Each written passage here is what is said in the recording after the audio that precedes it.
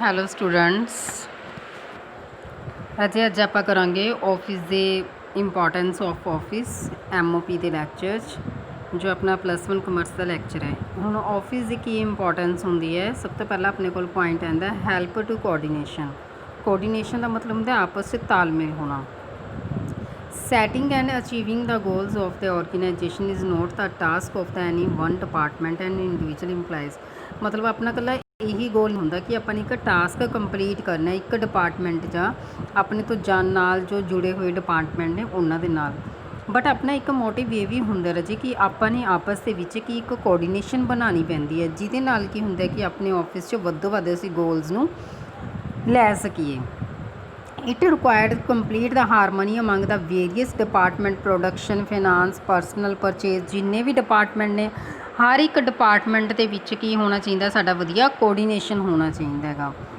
Next point ਹੈ help to communication. Proper communication is essential for smooth functioning of any organisation. ਮਤਲਬ ਕੋਈ ਮਰਜ਼ੀ organisation ਅਗਰ ਆਪਾਂ ਵਧੀਆ ਆਪਣੀ ਕਮਿਊਨੀਕੇਸ਼ਨ ਰੱਖਾਂਗੇ ਤਾਂ ਉਹ ਕੀ ਹੁੰਦਾ, ਆਪਣੀ ਇੱਕ ਵਧੀਆ ਫੰਕਸ਼ਨੈਲਿਟੀ ਦਾ ਕੰਮ ਕਰਦੀ ਹੈ। The office provide the channel for the communication all the corresponding inward and outwards handled by the office। मतलब जो ऑफिस ਦੇ ਅੰਦਰ ਕੰਮ ਕਰਦੇ ਨੇ ਜਾਂ ਆਫਿਸ ਦੇ ਬਾਹਰ ਕੰਮ ਕਰਦੇ ਨੇ, ਇਸ ਚੀਜ਼ 'ਚ ਆਪਣੀ ਇੱਕ ਕਮਿਊਨੀਕੇਸ਼ਨ ਕੀ ਕਰਦੀ ਹੈ, ਕਾਫੀ ਹੈਲਪਫੁਲ ਹੁੰਦੀ ਹੈ ਆਪਣੇ ਕੋਲ।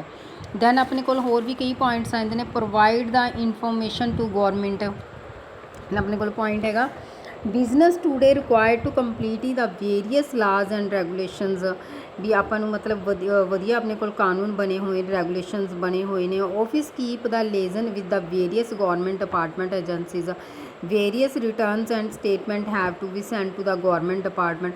ਕਈ ਆਪਾਂ ਨੇ ਐਸੇ ਰਿਟਰਨਸ ਭਰਨੀਆਂ ਹੁੰਦੀਆਂ ਨੇ, ਸਟੇਟਮੈਂਟਸ ਕੰਪਲੀਟ ਕਰਨੀਆਂ ਹੁੰਦੀਆਂ ਨੇ, ਗੌਰਮੈਂਟ ਨੂੰ ਸੈਂਡ ਕਰਨੀਆਂ ਹੁੰਦੀਆਂ ਨੇ ਡਿਪਾਰਟਮੈਂਟ ਦੇ ਅਕੋਰਡਿੰਗ, ਕਿਉਂਕਿ ਇਹ ਵੀ ਇੱਕ ਆਪਣੀ ਗੌਰਮੈਂਟ ਦਾ ਵੀ ਇੱਕ ਅਸੈਂਸ਼ੀਅਲ ਪਾਰਟਸ ਹੁੰਦਾ ਜੋ ਆਪਾਂ ਨੇ ਇਸ ਚੀਜ਼ ਨੂੰ ਕੰਪਲੀਟ ਕਰਨਾ ਹੁੰਦਾ ਹੈਗਾ।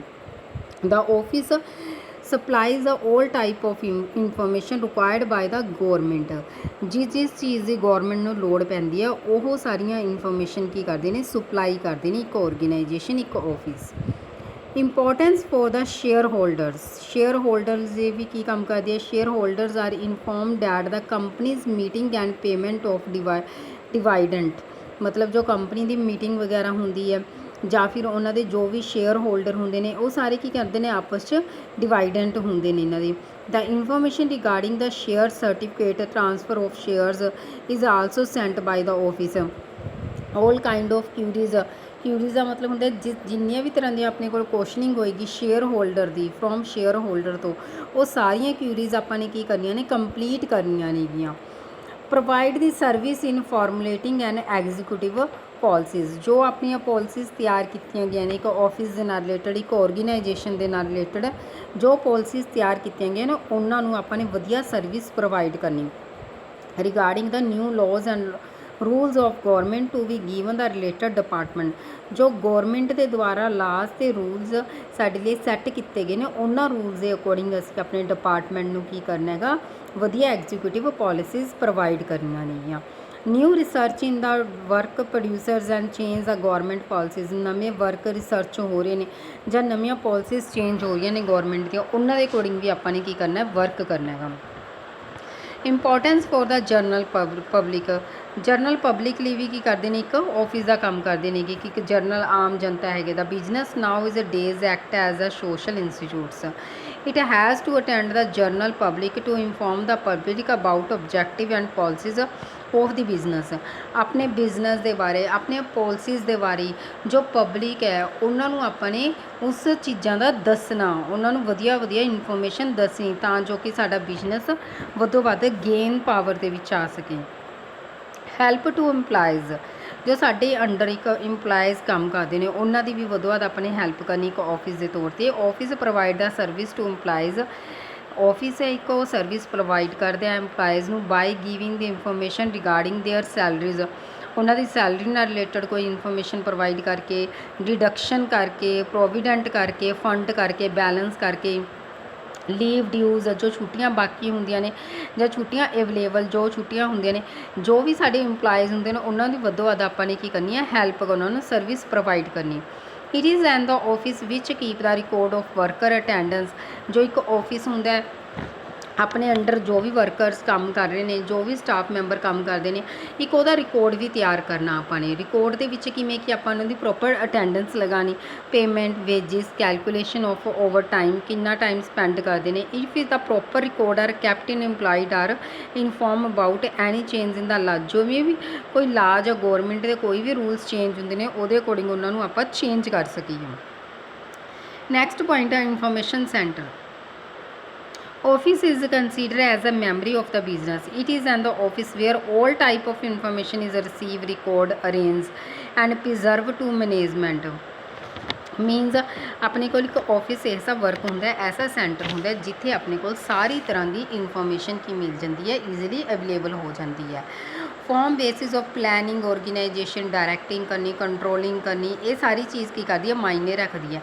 ये सारी चीज़ अपन ਨੂੰ जिस चीज़ की इन्फॉर्मेशन चाहिए ਆਪਾਂ ਪ੍ਰੋਪਰ ਤਰੀਕੇ ਨਾਲ ਇੱਕ ਆਫਿਸ ਇਨਫੋਰਮੇਸ਼ਨ ਦੇ ਵਿੱਚੋਂ ਉਹਨੂੰ ਲੈ ਸਕਦੇ ਹਾਂ। Nerve centre. ਨਰਵ ਸੈਂਟਰ ਕੀ ਹੁੰਦਾ ਕਿ office act administrative nerve centre of the any organization where the policies are formulated. ਜਿੱਥੇ ਪੋਲਿਸੀਜ਼ ਨੂੰ ਫਾਰਮੇਟ ਕੀਤਾ ਜਾਂਦਾ, ਐਗਜ਼ੀਕਿਊਟ ਕੀਤਾ ਜਾਂਦਾ, ਚਲਾਇਆ ਜਾਂਦਾ ਹੈਗਾ। Office help in making the decision regarding the various activities in business. ਵੀ ਆਫਿਸ ਕੀ ਕਰਦਾ, ਆਪਣੇ ਡਿਸੀਜ਼ਨ ਲੈਂਦਾ ਉਸ ਬਿਜ਼ਨਸ ਦੀਆਂ ਐਕਟੀਵਿਟੀਜ਼ ਨਾਲ related. Provide the service related to the internal external environment. ਜੋ ਇੰਟਰਨਲ ਅਤੇ ਐਕਸਟਰਨਲ ਇਨਵਾਇਰਮੈਂਟ ਆ ਉਹਨਾਂ ਨੂੰ ਵੀ ਆਪਾਂ ਨੇ ਸਰਵਿਸ ਕੀ ਕਰਨੀ ਆ, ਪ੍ਰੋਵਾਈਡ ਕਰਨੀ ਹੈ। If the environment is not the congenials, ਮਤਲਬ ਜੇ ਅਗਰ ਸਾਡਾ ਇਨਵਾਇਰਮੈਂਟ ਵਧੀਆ ਨਹੀਂ ਹੈਗਾ, it became tough to the on carry business, so it try to create the good atmosphere. ਅਗਰ ਸਾਡੇ ਆਲੇ ਦੁਆਲੇ ਇੰਟਰਨਲ ਜਾਂ ਐਕਸਟਰਨਲ ਦੇ ਵਿੱਚ ਅੱਛਾ ਇਨਵਾਇਰਮੈਂਟ ਨਹੀਂ ਹੈਗਾ, ਤਾਂ ਸਾਨੂੰ ਆਫਿਸ ਇੱਕ ਐਸਾ ਸਰਵਿਸ ਪ੍ਰੋਵਾਈਡ ਕਰਦੇ ਕਿ ਅਸੀਂ ਇੱਕ create a good atmosphere environment inside and outside institute. ਅਸੀਂ ਆਪਣੇ ਇੰਸਟੀਚਿਊਟ ਦੇ ਇਨਸਾਈਡਸ ਅਤੇ ਆਊਟਸਾਈਡ ਦੇ ਵਿੱਚ ਵਧੀਆ ਆਪਣਾ ਗੁੱਡ ਐਟਮੋਸਫੀਅਰ ਸਥਾਪਿਤ ਕਰ ਸਕੀਏ। Next point replies the customer queries in the time. whenever the letter of inquiry received from the present and future customer। ਜੋ ਐਟ ਪ੍ਰੈਜੈਂਟ ਆਪਣੇ ਕੋਲ ਕਸਟਮਰਸ ਨੇਗੇ, ਉਹਨਾਂ ਦੀ ਜੋ ਇਨਕੁਆਰੀਜ਼ ਨੇ ਉਹ ਆਪਾਂ ਰਿਸੀਵ ਕਰਦੇ ਹਾਂ ਉਹਨਾਂ ਤੋਂ ਐਟ ਪ੍ਰੈਜੈਂਟ ਜਾਂ ਫਿਊਚਰ ਦੇ ਵਿੱਚ। It is the reply to the proper. ਆਪਾਂ ਨੂੰ ਪ੍ਰੋਪਰ ਤਰੀਕੇ ਦੇ ਨਾਲ ਉਹਨਾਂ ਨੂੰ ਕੀ ਕਰਨਾ ਪੈਂਦਾ, ਰਿਪਲਾਈ ਕਰਨਾ ਪੈਂਦਾ। It help to retaining the old and recurring the new customer, ਤਾਂ ਕਿ ਅਸੀਂ ਨਵੇਂ ਕਸਟਮਰ ਵੀ ਆਪਣੇ ਨਾਲ ਜੋੜ ਸਕੀਏ। Importance of the credits. Credits से मतलब office provide the information to the credits regarding the payment of the interest. ਇੱਕ ਡੈਬਟਰਸ ਹੁੰਦੇ ਨੇ, ਕ੍ਰੈਡਿਟਸ ਹੁੰਦੇ ਨੇ ਜੋ ਆਪਣੇ ਕੋਲ ਲੈਣਦਾਰੀ ਕਰਦੇ ਨੇਗੇ, ਉਹਨਾਂ ਦੇ ਇੰਟਰਸਟ ਦੇ ਨਾਲ ਰਿਲੇਟਡ ਵੀ ਆਪਾਂ ਨੂੰ ਉਹ ਇਨਫੋਰਮੇਸ਼ਨ ਪ੍ਰੋਵਾਈਡ ਕਰਦੇ ਨੇ। Profit centre. ਨੈਕਸਟ ਪੁਆਇੰਟ ਹੈ profit centre. Office is create and the contribution towards profit centre indirectly. Office work is productive in the nature. Performance of the office worker can be measure. ਯਾਨੀ ਕਿ ਅਸੀਂ ਵੱਧੋ ਵੱਧ profit ਕਿਸ ਤਰੀਕੇ ਦੇ ਨਾਲ save ਕਰ ਸਕਦੇ ਹਾਂ। Office help to saving the cost. ਆਪਾਂ ਆਪਣੀ ਕੋਸਟ ਨੂੰ ਸੇਵ ਕਰਕੇ ਆਪਣੇ ਪ੍ਰੋਫਿਟ ਨੂੰ ਅੱਛੇ ਤਰੀਕੇ ਦੇ ਨਾਲ ਗੇਨ ਕਰ ਸਕਦੇ ਹਾਂ।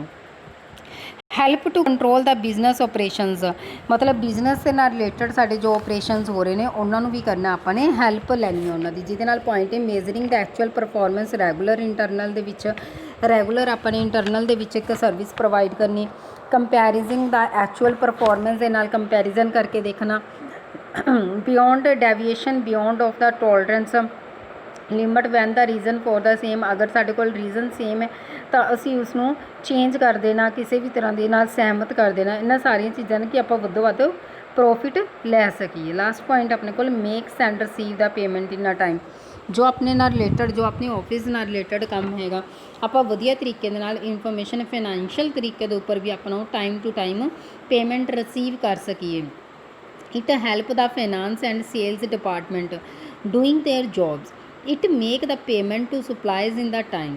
ਯਾਨੀ ਕਿ ਜੋ ਪੇਮੈਂਟ ਆ ਉਹਨੂੰ ਚੰਗੀ ਤਰੀਕੇ ਦੇ ਨਾਲ ਅਸੀਂ ਉਹਨੂੰ ਸਪਲਾਈ ਕਰ ਸਕੀਏ ਫਾਈਨਾਂਸ ਡਿਪਾਰਟਮੈਂਟ ਦੇ ਵਿੱਚ। It also collect the old debit. ਜੋ ਸਾਡੇ ਪੁਰਾਣੇ ਡੈਬਿਟਸ ਪਏ ਨੇ ਉਹਨਾਂ ਨੂੰ ਵੀ ਕੀ ਕਰ ਸਕੀਏ, ਅਸੀਂ ਕਲੈਕਟ ਕਰ ਸਕੀਏ ਵਿਦਾਊਟ ਪਾਰਸ਼ਨਿੰਗ ਵਿਦ ਦਾ ਰੀਜ਼ ਕਸਟਮਰਸ। ਤਾਂ ਇਹਨਾਂ ਤਰੀਕੇ ਦੇ ਨਾਲ ਕੀ ਹੁੰਦਾ ਹੈਗਾ ਕਿ ਅਸੀਂ ਆਪਣੇ ਆਫਿਸ ਦੇ ਵਿੱਚੋਂ ਵੱਧੋ ਵੱਧ ਚੀਜ਼ਾਂ ਨੂੰ ਪ੍ਰੋਵਾਈਡ ਕਰ ਸਕਦੇ ਹਾਂ। ਆਪਣੇ ਕੋਲ ਕੁਝ ਪੁਆਇੰਟਸ ਹੋਰ ਵੀ ਨੇ, ਜਿਵੇਂ ਕੰਟਰੋਲ ਸੈਂਟਰ ਹੈ, ਆਪਣੇ ਕੋਲ ਹੈਲਪ ਟੂ ਪ੍ਰੀਜ਼ਰਵਿੰਗ ਦਾ ਰਿਕਾਰਡ। ਆਪਾਂ ਨੇ ਵਧੀਆ ਤਰੀਕੇ ਦੇ ਨਾਲ ਬਣਾ ਕੇ ਰੱਖਣਾ ਆਪਣਾ ਵੀ ਜਦੋਂ ਵੀ ਸਾਨੂੰ ਲੋੜ ਪਈ ਅਸੀਂ ਉਸ ਰਿਕਾਰਡ ਨੂੰ ਯੂਜ਼ ਕਰ ਸਕੀਏ। ਸਰਵਿਸ ਸੈਂਟਰ ਪ੍ਰੋਵਾਈਡ ਕਰਨਾ ਆਪਾਂ ਨੇ। Help to the customer, remove the complaints. ਅਗਰ ਸਾਡੇ ਕੋਲ ਕਸਟਮਰ ਕਿਸੇ ਵੀ ਤਰ੍ਹਾਂ ਦੀ ਕੋਈ ਕੰਪਲੇਂਟਸ ਕਰਦੇ ਨੇਗੇ ਜਾਂ ਕਿਸੇ ਵੀ ਤਰ੍ਹਾਂ ਦੀ ਕੋਈ ਵੀ ਪ੍ਰੋਬਲਮ ਆਉਂਦੀ ਹੈ ਤਾਂ ਅਸੀਂ ਉਹਨਾਂ ਨੂੰ ਜਲਦ ਤੋਂ ਜਲਦ ਰਿਮੂਵ ਕਰ ਸਕੀਏ। ਜਿਵੇਂ ਕੰਟਰੋਲ ਸੈਂਟਰ ਹੁੰਦੇ ਨੇਗੇ, ਕੰਟਰੋਲ ਸੈਂਟਰ ਦੇ ਵਿੱਚ ਕੀ ਹੁੰਦਾ ਹੈਗਾ, statement management can take the various decision exercise controls. ਅਲੱਗ-ਅਲੱਗ ਤਰ੍ਹਾਂ ਦੇ ਡਿਸੀਜ਼ਨ ਹੁੰਦੇ ਨੇ ਹਰ ਇੱਕ ਡਿਪਾਰਟਮੈਂਟ ਦੇ, ਹਰ ਇੱਕ ਇੰਪਲਾਈਜ਼ ਦੇ। ਉਹਨਾਂ ਸਾਰੀਆਂ ਇੰਪਲਾਈਜ਼ ਦੇ ਜੋ ਡਿਸੀਜ਼ਨ ਹੁੰਦੇ ਨੇ ਉਹਨਾਂ ਨੂੰ ਕੰਟਰੋਲ ਕਰਨਾ, ਉਹ ਕੰਟਰੋਲ ਕੌਣ ਕਰ ਸਕਦਾ? ਕੰਟਰੋਲ ਸੈਂਟਰ ਕਰ ਸਕਦਾ। ਜਿਵੇਂ ਹੈਲਪ ਟੂ ਪ੍ਰੀਜ਼ਰਵਿੰਗ ਦਾ ਰਿਕਾਰਡ, ਇੱਕ ਪੁਆਇੰਟ ਤੁਹਾਨੂੰ ਮੈंने ਦੱਸਿਆ ਸੀਗਾ। ਇਹਦੇ ਵਿੱਚ ਕੀ ਹੈ ਰਾਜੇ ਕਿ office act as the store the house and record for the future reference ਦੇ ਲਈ ਵੀ ਅਸੀਂ ਆਪਣੇ ਰਿਕਾਰਡ ਨੂੰ ਫਿਊਚਰ ਰੈਫਰੈਂਸ ਸੇਵ ਕਰ ਸਕਦੇ ਹਾਂ। Report, letter, notification, title, need, contents, ਕਿਸੇ ਤਰ੍ਹਾਂ ਦੀ ਕੋਈ ਵੀ ਪੋਲਿਸੀ ਵਗੈਰਾ ਅਸੀਂ ਉਸ ਨੂੰ ਰਿਕਾਰਡ ਨੂੰ ਸੰਭਾਲ ਕੇ ਰੱਖ ਸਕਦੇ ਹਾਂ। ਉਸ ਰਿਕਾਰਡ ਨੂੰ ਕਿਹਦੇ ਵਿੱਚ ਸੰਭਾਲ ਕੇ ਰੱਖ ਸਕਦੇ ਹਾਂ ਰਾਜੇ? ਆਪਾਂ ਆਪਣੇ ਕੰਪਿਊਟਰ ਵਗੈਰਾ ਦੇ ਵਿੱਚ ਸੰਭਾਲ ਕੇ ਰੱਖ ਸਕਦੇ ਹਾਂ, ਫਾਈਲ 'ਚ ਸੰਭਾਲ ਕੇ ਰੱਖ ਸਕਦੇ ਹਾਂ। ਸਰਵਿਸ ਸੈਂਟਰ ਵੀ ਆਪਣੇ ਕੋਲ ਇੱਕ ਪੁਆਇੰਟ ਆ ਜਾਂਦਾ। Service centre all department of the business organisation ਵਿਚ is the information so that is the department may function properly. ਜਿਹਦੇ ਨਾਲ ਕੀ ਹੈ ਕਿ ਹਰ ਇੱਕ ਡਿਪਾਰਟਮੈਂਟ ਦੇ ਵਿੱਚ ਫੰਕਸ਼ਨ ਪ੍ਰੋਪਰ ਤਰੀਕੇ ਦੇ ਨਾਲ ਚੱਲ ਸਕਣ। ਇਸ ਤਰੀਕੇ ਦੇ ਨਾਲ ਵੀ ਅਸੀਂ ਸਰਵਿਸ ਨੂੰ ਪ੍ਰੋਵਾਈਡ ਕਰਦੇ ਹਾਂ। ਤਾਂ ਕਹਿਣ ਦਾ ਮਤਲਬ ਕਿ ਇੱਕ ਆਫਿਸ ਕੀ ਹੈ ਕਿ ਆਫਿਸ ਸਾਡੇ ਲਈ ਇੱਕ ਵਧੀਆ ਰੋਲ ਪੇ ਕਰਦਾ ਹੈਗਾ, ਵਧੀਆ ਸਾਡੇ, ਜਿਹਦੇ ਨਾਲ ਕੀ ਹੈ ਅਸੀਂ ਵੱਧੋ ਵੱਧ ਗੇਨ ਪ੍ਰਾਪਤ ਕਰ ਸਕੀਏ। ਹਰ ਇੱਕ ਡਿਪਾਰਟਮੈਂਟ, ਹਰ ਇੱਕ ਆਰਗੇਨਾਈਜੇਸ਼ਨ ਦੇ ਥਰੂ ਇੱਕ ਆਫਿਸ ਤਿਆਰ ਕੀਤਾ ਜਾਂਦਾ। ਬਿਨਾਂ ਆਫਿਸ ਤੋਂ ਕੋਈ ਵੀ ਕੰਮ ਨਹੀਂ ਹੁੰਦਾ। ਆਫਿਸ ਦੇ ਵਿੱਚ ਵੀ ਕਈ ਤਰ੍ਹਾਂ ਦੇ ਡਿਪਾਰਟਮੈਂਟ ਬਣੇ ਹੋਏ ਹੁੰਦੇ ਨੇਗੇ ਸਾਡੇ ਕੋਲ। Sales department, purchase department, profit department, control centre, service centre, profit centre. ਇਸ ਤਰੀਕੇ ਦੇ ਨਾਲ ਜਿਹੜੇ ਡਿਪਾਰਟਮੈਂਟ ਦੀ ਸਾਨੂੰ ਲੋੜ ਪੈਂਦੀ ਹੈ ਅਸੀਂ ਉਸ ਤਰ੍ਹਾਂ ਦੇ ਡਿਪਾਰਟਮੈਂਟਸ ਦੇ ਵਿੱਚ ਜਾ ਕੇ ਆਪਣੀ ਹੈਲਪਫੁਲ ਦੇ ਨਾਲ ਉਹਨਾਂ ਕਸਟਮਰਸ ਦੀ ਹੈਲਪ ਕਰ ਸਕਦੇ ਹਾਂ। ਓਕੇ।